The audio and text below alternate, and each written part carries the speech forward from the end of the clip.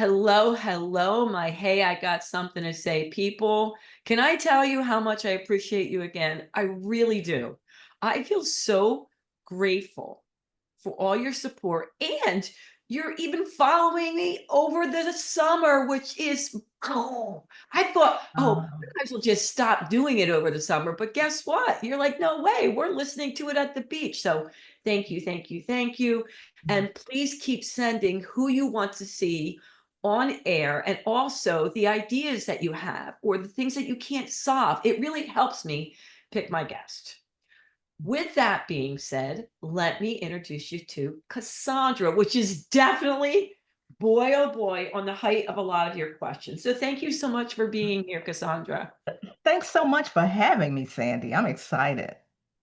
Well, listen, this topic is near and dear to my heart and also my listeners. So Mm. when we met, I was like, she's got to be on the show. She's got to be on the show. And then I was going through more of your information from your book. And I'm like, holy moly, I don't know anyone that couldn't use this. You are. Right. So I'm taking notes. I got notes everywhere. In addition to, I'm sure we'll get to some of the questions. So Sure. it'll be good. All Sure. right. Let me tell them a little bit about you. Okay. Cassandra Crawley Mayo empowers women to break internal barriers and rise into their God given purpose. She's the author of, which I was mentioning to you, Is Your Way in Your Way? Hello. It always gets in the way. And host of a transformation podcast by the same name. Through faith, clarity, and bold action, she guides women to live the life they were always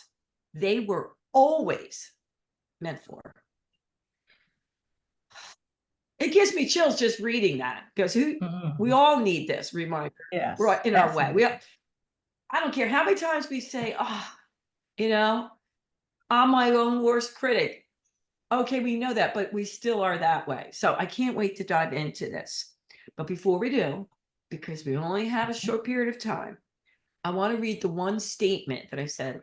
What do you want to tell the women around the world and men Mhm. that support us? Yeah. Yes. You do not have to be someone new. You just need to uncover the women God already created you to be. All right, Cassandra, why did you pick that one? Wow. I am so qualified to have written the book, Is Your Way in Your Way? Because there was a time when, I was kind of unsettled. I had anxiety. I felt so emotionally exhausted, disconnected from my purpose, so I'm like, well, maybe if I got my hair dyed, I'd feel better. Or maybe, if I went on vacation, I'd feel better. It was always material things that I thought would enable me to feel better. And then I discovered the only thing I needed to do was uncover the woman God created me to be. And voila. And I always say, you know what? If I asked you, and I even asked myself, if there is anything what I could say in regards to what does it take to live your best life, or do you know what your best life looks like on your terms? And I was like, wow, that was something I had to really think about. If what's my best life, y'all? It's not a cliche. Are you living your best life? I'm like, you know what? I don't know. And so that's what made me kind of use that because I don't have to be anybody new. I just have to uncover the gifts that God has for me. So that's why I chose that topic. Okay. So I got a lot of questions about this because I sent out your information to my peeps. And they wanted to know, was there something that happened in your life that you finally said, what the heck am I doing? Or were you just too exhausted from trying all those things? Like, what was it that you're like, wait a minute, why am I trying to change everything instead of just uncovering who I am? Like, what happened? Absolutely. I had in this corporate job for 30 some years. And I made a decision long ago that I was going to retire at the age of 55. And Oh. Wow. So you know what? That was my goal. So I did that, thank goodness. And once I retired, I was like, what am I going to do? I feel so disconnected. I'm emotionally exhausted. I'm sick and tired of being sick and tired. And when that came up, I was like, okay, so back years ago, I had this thing like I always wanted to write a book. And for some reason, Sandy, I could not pick the Mm. pen up. I was exhausted. Like, what's stopping me? Why am I doing this? Why? And you know what? It's kind of like that thought and that goal of mine would not let me go. So I started telling friends. I'm gonna write my book. And then my friend says, well, what about the book? And I'm like, oh my gosh. Okay, I'm gonna write the book. And every year I was gonna write this book. And then all of a sudden COVID happened. And I got the willpower, the motivation to just sit down. And I always say it wasn't me. Something had me, I couldn't do anything else but sit, right? Wasn't a lot I could do. I couldn't leave the house. And that's when I started writing my book. And another thing I always say, the when the student's ready, the teacher will appear. And what happened was individuals start connecting with me that could support me in writing the book. And I knew then that was something that I wanted to do. And I did not want to leave this earth without accomplishing my dream. Oof. Okay, so let's back up just a little bit. You said it was a goal of yours to retire at 55. Yep, that was it. Do you think having that goal propelled you to do these things? Like you were keeping like your eye on that and then you realized, well, how do I make this happen? Like is was that something that was like one way or another, this is going to happen? It was, I always set goals, but yet while working, some of us, you're working and you're feeling like, this isn't it. I don't really want to do this anymore. This is not serving me. I Mm, knew within my heart of hearts there was something else I was being pulled to do.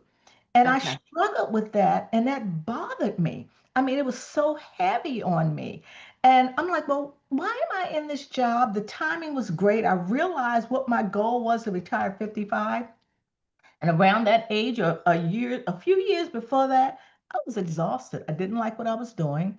I did not think that was fair to the corporation that I was working with and working for. And that, like, you know what? That was my permission. I said that was my goal. So why don't I take that goal? Why don't I do it? I can do it.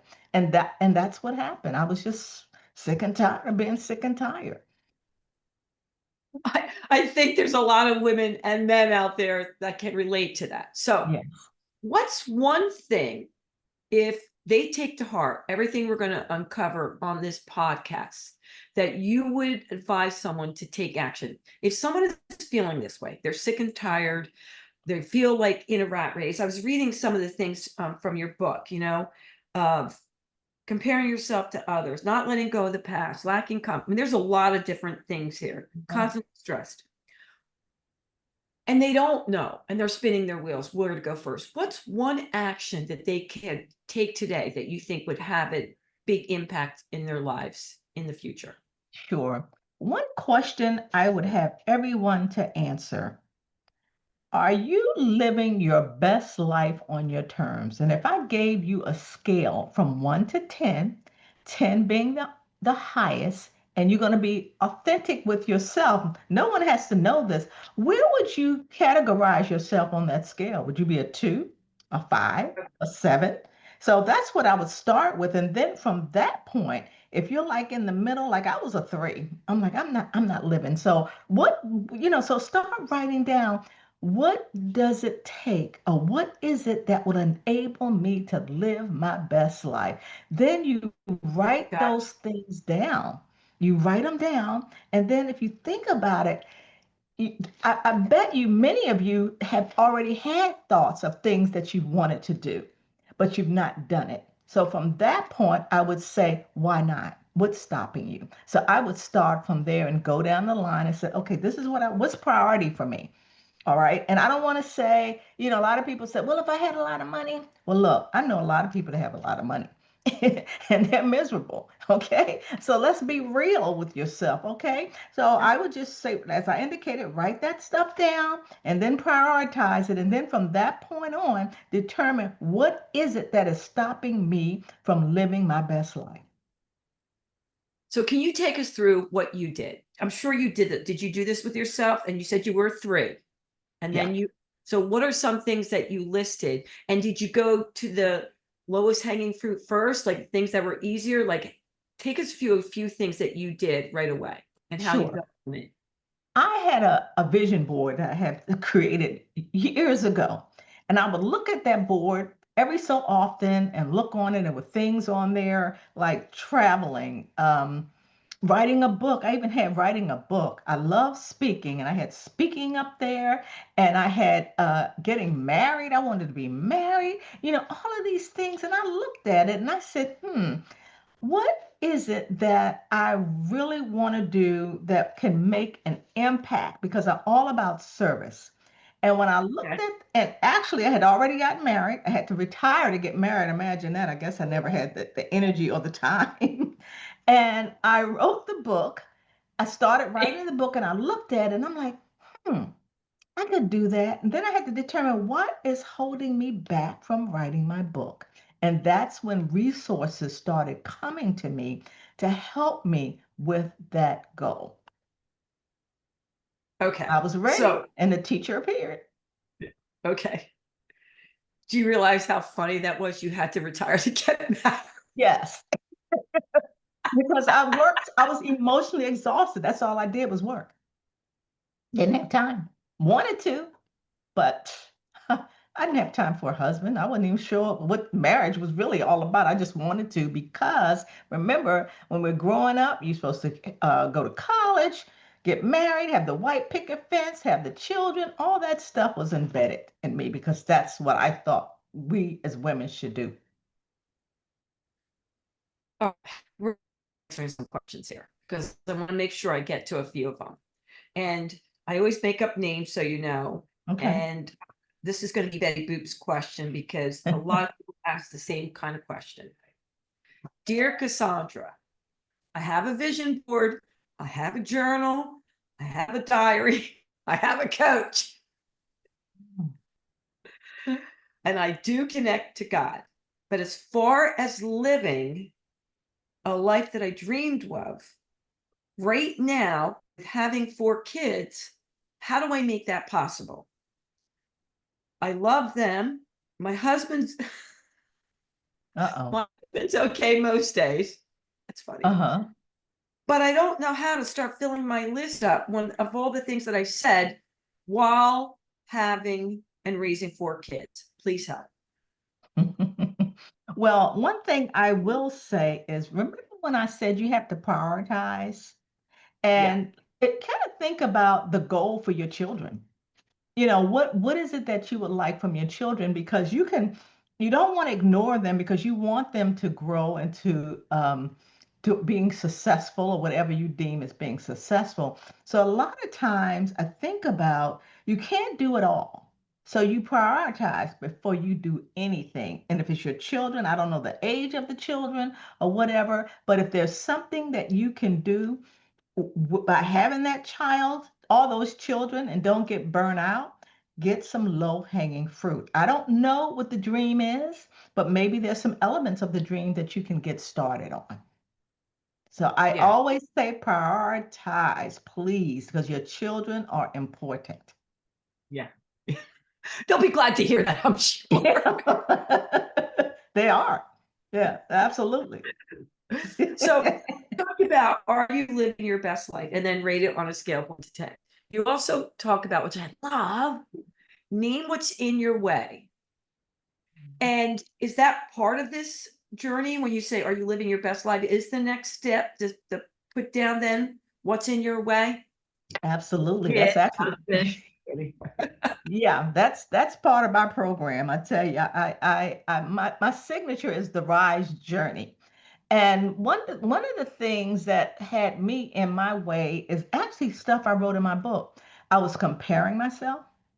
I also talked about how your childhood has so much to do with your adulthood. So I thought about in my childhood, what were some of the issues that I was carrying over into my adulthood? And one in particular was perfection. Boy, am I perfect. Oh my gosh. And that came up because my mom was very critical. Not that she didn't love me, but I couldn't do anything right. I didn't look right. I didn't walk right. Why are you wearing that? Why this and that? And so once I recognized what it was, that was I call my internal barriers. Then I had to get help with that. Mhm. I'm nobody's perfect. So if I fail, so what? So I had to keep making that habitual as I was going and doing certain things because I would never get anything done because it wasn't perfect. I had to redo it, do it over and over and over. So and then I compared myself to people. Don't get hooked on social media. Everybody looks great. And you know what? You don't really know what's going on with those folks. Don't even think that they're there, they're looking good, they married, they got these beautiful children. Do you think they'd put on social media that my husband was cheating on me the other night? I mean, just kind of think about it. Let's get real. Is life is not fair and it will never be fair. But remember, don't compare yourself because you don't know what those individuals have been through and they don't know what you've been through. So focus on what it is that God would have you to do and start getting out of those habitual self-imposed barriers. I like that. We're going to go to, we'll call her Debbie Do. Okay, Debbie Debbie. Doo-Wop. Call Debbie Doo-Wop. Dear Sandy, please ask Cassandra just some tips she may have to help me let go of my past. I'd like to say, I'd like to say I'm nostalgic, Oh, but really, I just can't I just can't let it go. It's so hard for me to live in the present moment. I have a great life, but I still seem to, she calls it rub the sore, the canker sore. What's some ideas to let go? I really don't want to be nostalgic if that's nostalgia. well, first of all, I applaud her for asking that question because she's recognized that Yeah. that's an issue. Oh, And yeah. what a lot of us do not do, they don't recognize that. They don't acknowledge it. They push it under the rug, they sweep it under the rug. So that's the first thing, acknowledge what your issues or what your challenges are. And then therapy is a really good thing. I remember during COVID, everybody was burnt out. It was like mental health issues. But guess what? You had those issues before COVID. COVID was just, I say, a barometer for people to feel okay about saying, I have mental illness issues. You had them before. So you got permission during COVID to say, yeah, so now you see, everybody's having mental illness. So you probably kind of sort of feel better a little bit that you're not alone. But I would highly recommend that you go to a therapist. So that's one of the things to help you with that. And also, some people indicate they have a coach, they have a mentor, and try Yeah. to and accountability partners. Try to find somebody in your life that could be those things that has your best interest at heart. That's Mhm. what I say. And that's why I made a decision that I was going to be a transformational mentor because I always say, you can't tell me anything if you've not been to where I've been. So that's what I say, and I look back over my life and now I understand why I've been through some things because some of the things I've been through was not just for me, it was for others. Good point. Yeah, that's true. You're right. Mhm. It's so much easier for me to take advice for someone who's been there and on the other side of it. That's right. That's I right. remember, oh God, I forget who it was. She was a famous therapist, and she said, I'm not done working on me. I'm just a few steps ahead of my clients. Yes, And absolutely. I like that. I've been there, Yeah. done it. I'm on the other side of it so I can help others, but I still got a long way to go. And I thought that was Exactly. an awesome thing. Yeah, yeah. And let me share one other thing. I think the issue for me in writing my book was I did not want to be exposed. I did Uh, not want people to know some of the things that I have been through. And one of my girlfriends, she's my closest friend, she says, "Wow, you have things in the book I didn't know." And she said, "Seems like you told everything." I said, "Sweetheart, I didn't tell it all." I just told some things that I knew yeah. people could relate to. And that's why I say my book has been successful because they can relate, because Yeah. authenticity is key. Yeah, it's transformative when you're authentic. Yeah. You're right, but you have to be ready. Like you said, you're like, wait a minute, you didn't tell me that, but it's Right. probably even easier to write it in the book. Exactly. Right. Just like we journal, right? Absolutely. Yeah. Absolutely. I didn't tell everyone my mom was critical. And another interesting thing, after the book was written, um, my mom passed. Oh, And I was like, wow. And that's when I say, when the student's ready, the teacher will appear. She knew I was writing the book. She was so proud. But as I look back on it, and if she read the book, she would be like, oh, was I like that? And they do the best they can with what they absolutely. know. So I don't fault her. I thank her Yeah. because that's why I'm the person that I am today. Yeah. My first book, I waited, and there was only a little bit in it about my life. Like you said, it was like this much. Hmm. Yeah. And but it came out after my parents had passed. And not that Hmm. they wouldn't have been proud of me, but I think Right. Exactly. it might have been hard. Exactly. Yeah. Yeah. Hmm. All right. So this is going to be a good one. Uh-oh. And I want to know how you do it. Okay. Interrupt the inner critic with divine truth. Mhm. Mhm. I really want to dive into that because we got so many questions about that. Mhm. Because just like you say, are you in your way? Of course we're in our way. And we Sure. are our worst critics. And Yeah. we all these things logically, I hear women say, but I know to do that. I know I should do it. But we Mhm. get caught up in it. Mhm. Yeah. So That's what's a step something, that would you yeah, could take there? that you have to be habitual. And I'm going to explain it in my life. Okay. For example, I want to do a TEDx talk like you.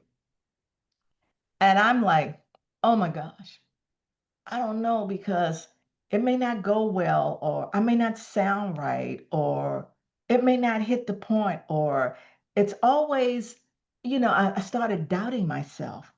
And then I Mhm. had to realize that I'm not perfect and I am worthy. And whenever I Mm, have those doubts, I'll say, but I'm worthy. Why not? Or either I'll have an affirmation, and I have one that says, it's time, let go and let God so I can surrender. So as I'm thinking about these critical things, and this is weird. The power of life and death are in the tongue. So you always want to be careful what you say to people, how you say it. Now, that actually applies to yourself. What are you saying to yourself? Think about what you're saying to yourself. If life and death is the power of the tongue, so change your narrative. Don't like, oh my gosh, you wouldn't say to your child, well, I've heard people say this, but you shouldn't. You're so stupid.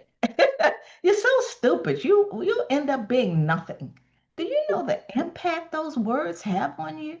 So think about the words that you give to yourself, that you say to yourself. Change the narrative, and you have to be habitual with it. I always say if you need a accountability partner to help you with that. I have an yeah. accountability partner, and that's great to have to remind you of that Yeah. because we all have inner critics. We all. Absolutely. Keeps us humble, right? Okay. So I do want to then get into question, and it actually It came from we're going to bring, and we'll call him Billy Bob. And Really Billy Bob is asking about, I make up names, his inner critic, make sure I get it right. And he said, "Dear Cassandra, over and over again, even though I know they're not true, I hear the words of my parents, who I'm sure they're best.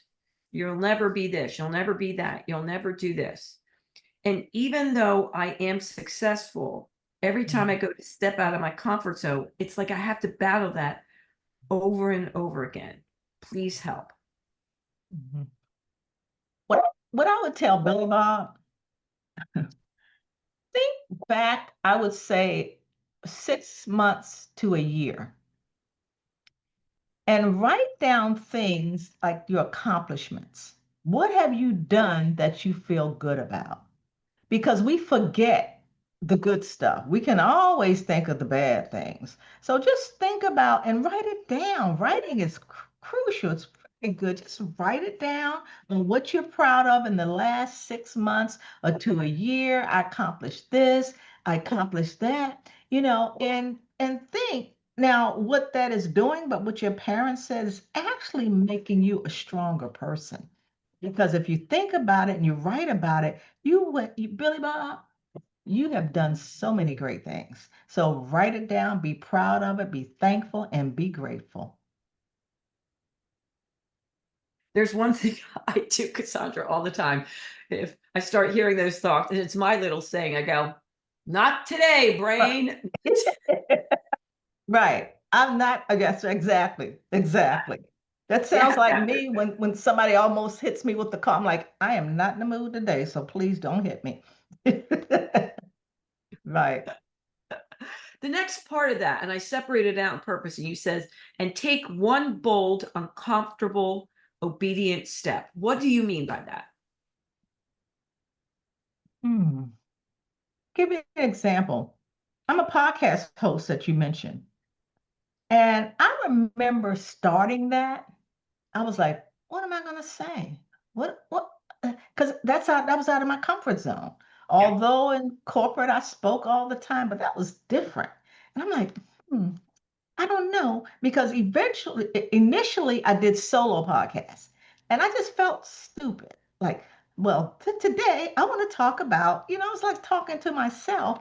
And I am a tenacious individual. If I start something, it'll bug me if I don't finish it. Yeah. So that's that bold step. I'm like, okay, I'm going to do it. Okay, I did it and I looked at it. I'm like, oh, can't look at myself anymore. No, no, no. Mm-mm. And now I'm up to 160 podcasts. So if I didn't take that step, it would have never happened. Period. So that's what I mean. Take that step. Get out your comfort zone. It's not gonna kill you. It's not gonna hurt anybody. You're really gonna be okay. Yeah. And that But that enables you to grow too. okay. But is there a sign, like, because the part of obedient step, what do you mean by the obedient part? Okay. Um, you know, I'm a real talk person. I'm gonna tell it like it is. Let me give you an Thank example. you. Yes, real talk. This is real talk. I remember when I got married, and I got married late. Once you're retired. Yeah, right. I had so many men attracted to me. And I was like, that's interesting. When I wasn't married, they weren't coming to me like this, that. I'm like, wow. And I tell you this, there were a couple of them that I was like, I knew I should have waited. I knew I should have waited. God, I love you. So that's what I mean by obedience. I knew that I should not go there.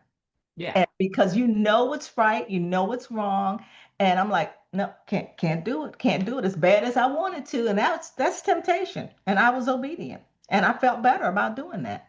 Even though I was like, Thank you for sharing. Yeah. Everyone has stuff like that. So, Yes, yes, yes, yes. oh my god. So, Cassandra, what are you up to now? I mean, we're running out of time, but I really want to know what are you doing now? Because we were talked a little bit off air. You got Yeah. something cooking. Yeah, yeah. Well, when I finally finished my book, I was so grateful. I said, "Thank you, Jesus, that I did. You helped me with this book." And I'm like, "Okay, I'm done." And something inside said, "No, you're not. You have to share. When much is given, much is required.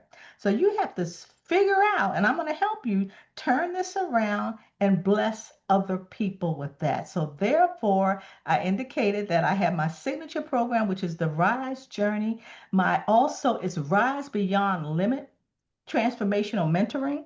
So it's a 6-month program. So therefore, I help individuals get out of their way. And it's a work in process. So I still get in my way. So I have to remind. So it's not that I'm there. I will never be there, even though sometimes I think I am, but I'm not. And so therefore, I have created a program that will help and transform individuals through self-discovery to start being the individual they were ordained to be. So that's Mm, what I'm doing. And plus my podcast. yeah, And that'll plus keep you my busy. speaking. Yeah, am I speaking? Yes. Cassandra, thank you so much for being on Hey, I Got Something to Say. I really appreciate it. And I I really enjoyed appreciate you keeping it raw and real because it will help it. so many people. But before Yes. we go, is there anything we didn't get in that you want to share with women and men that support us around the world? The only thing is to remember you are here for a reason. We're just not here just to be here. We have work to do. We have gifts, and they weren't given to us just for them to be given. You have to share and serve individuals because it's better to serve. Like it says, better to give than to be given to you. So that's Yeah. one of the things I said identify, find out what it is. I guarantee you will be so fulfilled and you will feel really great about getting up in the morning and just knowing that you have uncovered the person God has created you to be will give you so much satisfaction. And my last point, this is what I say. When it's time for me to transition, I don't want to have any regrets. I want to do what it is that I've always wanted to do. So when it's said and done, I want my cup to be running over and this for God to say, "Well done, my good and faithful servant." I love that. Where can they find you? Where can they buy your book? Well, my book is on Amazon. My book is also on my website at cassandracrawley.com. And Okay. also, I'm on all social media platforms except a couple that just came out. Something new comes out all the time. Yeah, Facebook, but the main one. LinkedIn. I can't keep up. X and Instagram. And that's how you can find me. Just pull me up, Cassandra Crawley Mayo, and that's where you can find me. All right, my Hey, I Got Something to Say people. Come on. Cassandra had something to say. We would both appreciate you sharing, rating, like it, and don't forget to subscribe. And you know what I'm going to say. Until next time, toodles. Thank you for having me. You're welcome.